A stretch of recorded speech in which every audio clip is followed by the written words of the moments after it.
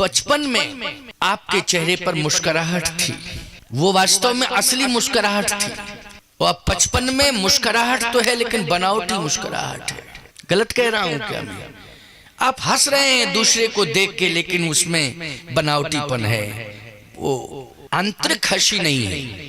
जिसे मन की हंसी कहते हैं वो हंसी नहीं है, एक बहिरंग हंसी है। देख करके आप हंस रहे हैं क्योंकि आपका हंसना मजबूरी है। दूसरे के सामने हंसना क्या है? मजबूरी है। ये 55 में क्यों? इसका मतलब है कि एक जंजाल का जाल, व्याधियों का जाल जो हमने बिछाया है उसमें हम ही फंस रहे हैं।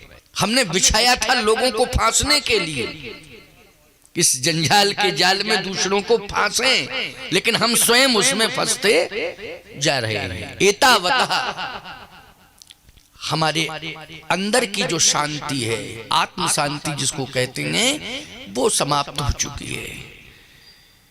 ये सुखद सत्संग वो सुख शांति लौटाने के लिए प्रयास कर रहा है। जो पुरानी जो वास्तविक सुख शांति थी वो कैसे आ पावे, उससे हम कैसे जुड़ पावे, इसके लिए सत्संग आज माध्यम बन गया। कौन बन गया? सत्संग माध्यम बन गया।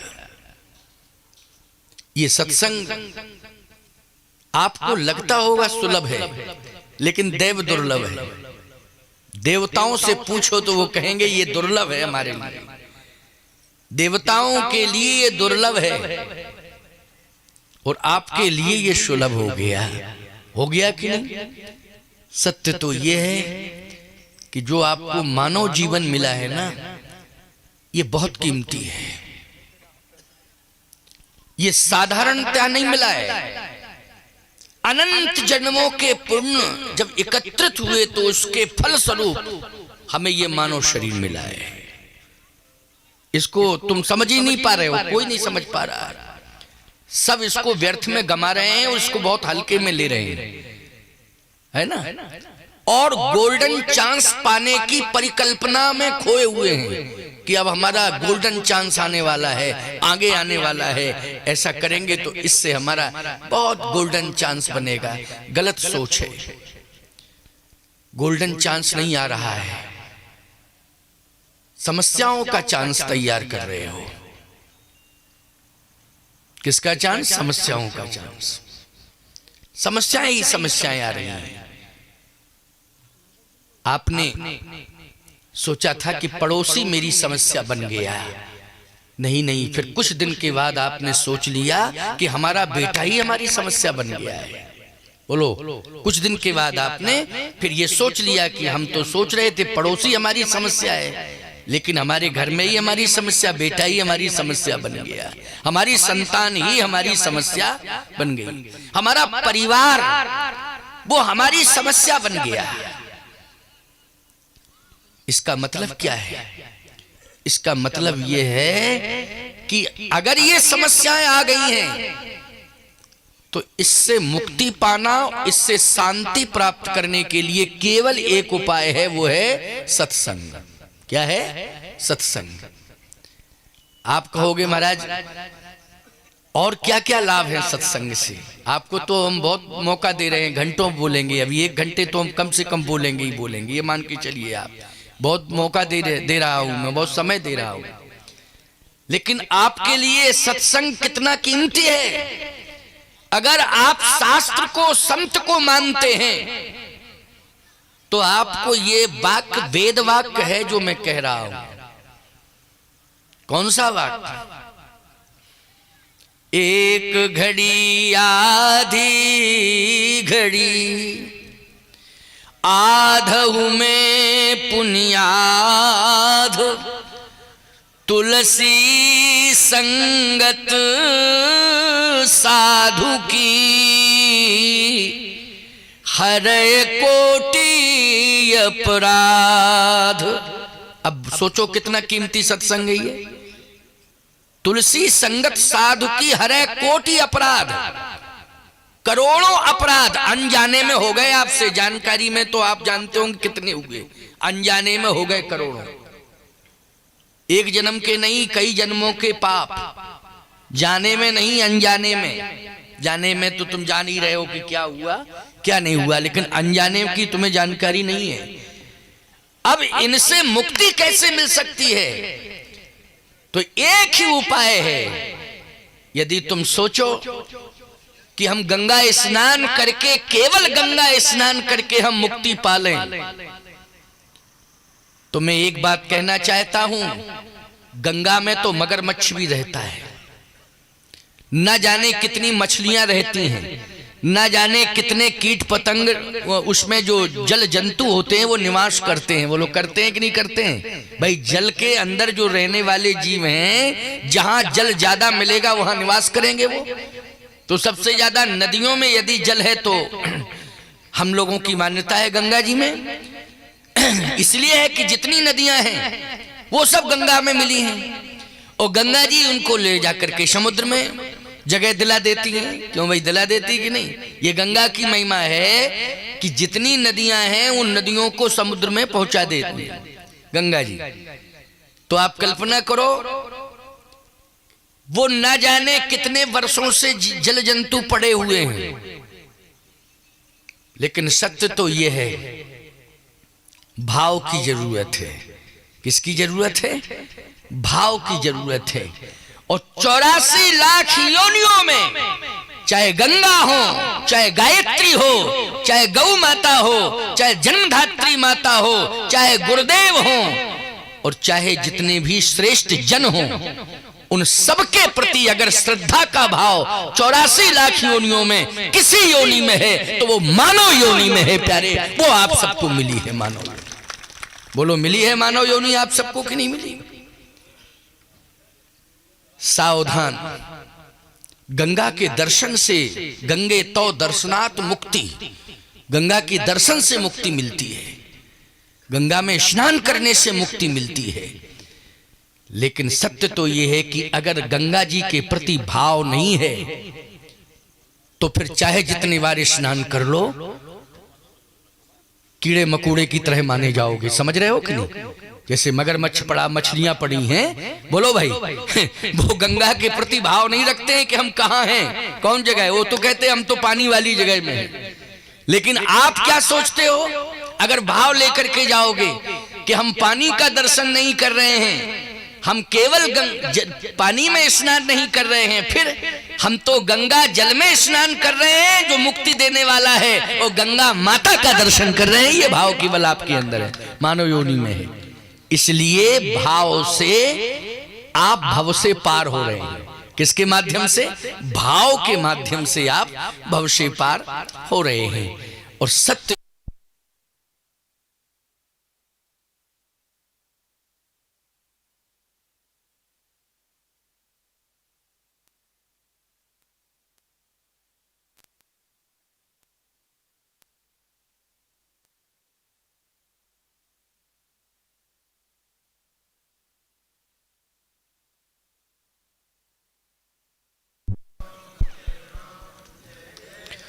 श्री राम जय जय राम, श्री राम जय जय राम। सनातन धर्म की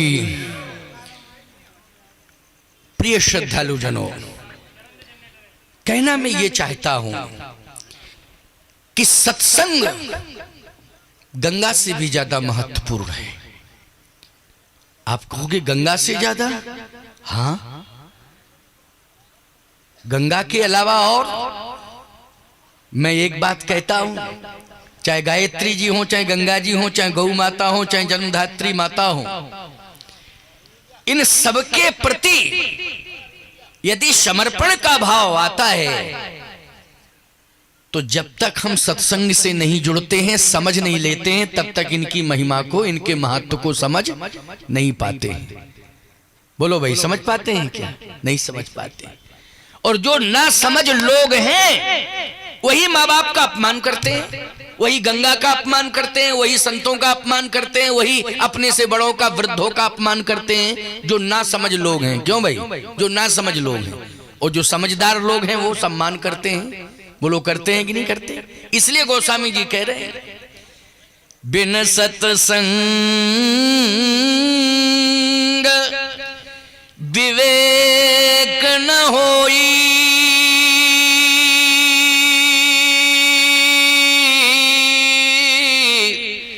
राम कृपा बिन सुलभ न सोई।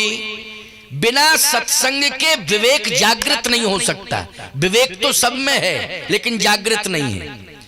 अच्छा एक बात बताओ, कोई पैदा होता है तो पागल पैदा होता है क्या?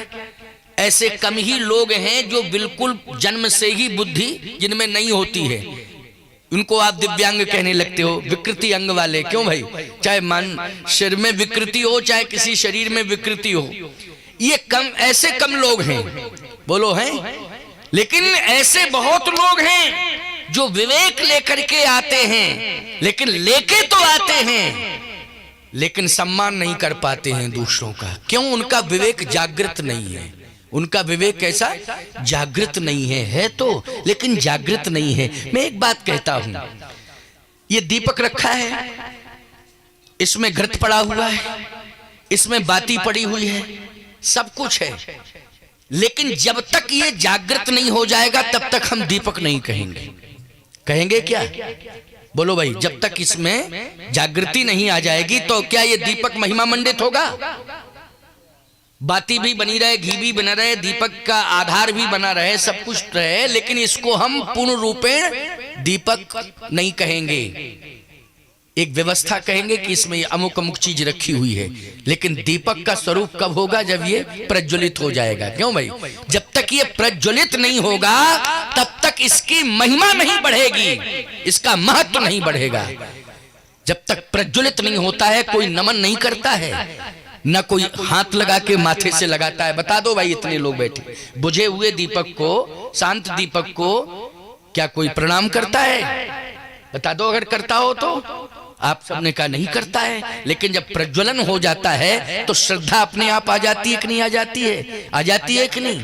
श्रद्धा आ जाती है तो पूरा समाज सम्मान करने के लिए विवश हो जाता है।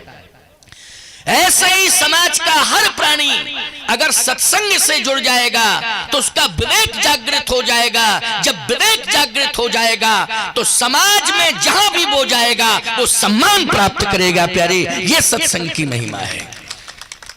प्रभाव से, दबाव से, कहने से कोई सम्मान नहीं करता है। आपका आचरण, आपका चरित्र, आपका रहन सहन ही समाज को झुका देता है और सम्मान करने के लिए समाज विवश हो जाता है।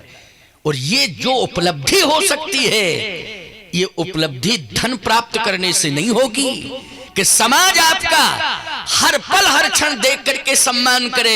ये धन प्राप्त करने से उपलब्धि नहीं हो सकती है, ये कोई राजनीतिक पद प्राप्त करने से उपलब्धि नहीं हो सकती है, ये ऊंची ऊंची हवेलियां बनाने से उपलब्धि नहीं हो सकती है। ये उपलब्धि तब हो सकती है जब आप सत्संग से जुड़ जाएंगे तो विवेक जागृत हो जाएगा, आपका हर पल हर क्षण सम्मान होगा, निश्चित रूप से सम्मान होगा। क्यों? आपके अंदर दूसरों को सम्मान देने की भावना जागृत हो जाएगी। बोलो हो जाएगी कि नहीं? जब दूसरों के प्रति सम्मान देने की भावना जागृत हो जाएगी, क्योंकि जब धन आ जाता है तो याद रखना वो धन विवेकहीनता के कारण दूसरे के अपमान के लिए प्रेरित करता है, दूसरे के सम्मान के लिए वो प्रेरित नहीं करता है। क्यों? विवेकहीनता के कारण वो धन क्या कह रहा है? अपमान करो, पैसा बहुत है, इसको सिखाओ, सबक सिखाओ जरा, क्योंकि पैसा बहुत है। और अगर विवेक जागृत है तो वो धन आपको दूसरे के अपमान के लिए विवश नहीं कर पाएगा।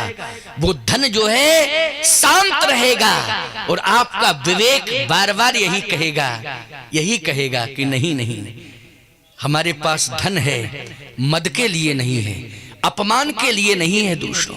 फिर यदि मेरे पास धन है तो ये धन अपमान के लिए नहीं है, बल्कि समाज की गरीब वर्ग की जो दीन दुखी हैं, जो समस्याओं से ग्रसित हैं, हम उस धन के माध्यम से समाज की समस्या का समाधान करेंगे। इसके लिए मुझे ये धन मिला हुआ है। ये विवेक आपको डिसीजन देगा। कौन देगा? विवेक आपको डिसीजन देगा। और विवेक जागृत कब होगा? बोले बिन सत्संग अरे विवेक न होई,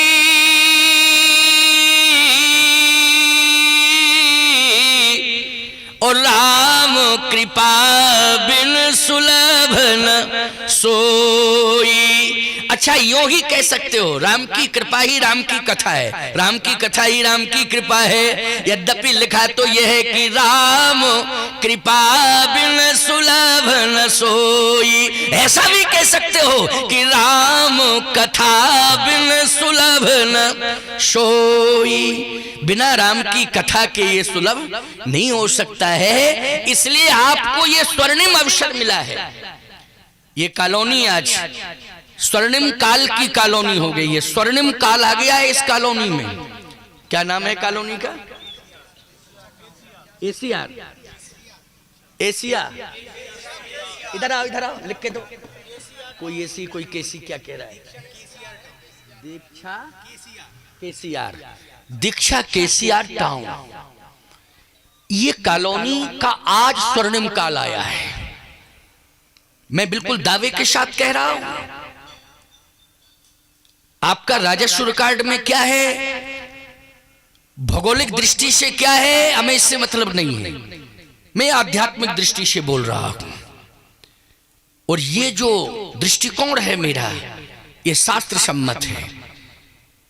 इसलिए आज ये टाउन आपका, इसका नाम दीक्षा शब्द जुड़ा हुआ है। कितना महत्वपूर्ण नाम है, बोलो भाई।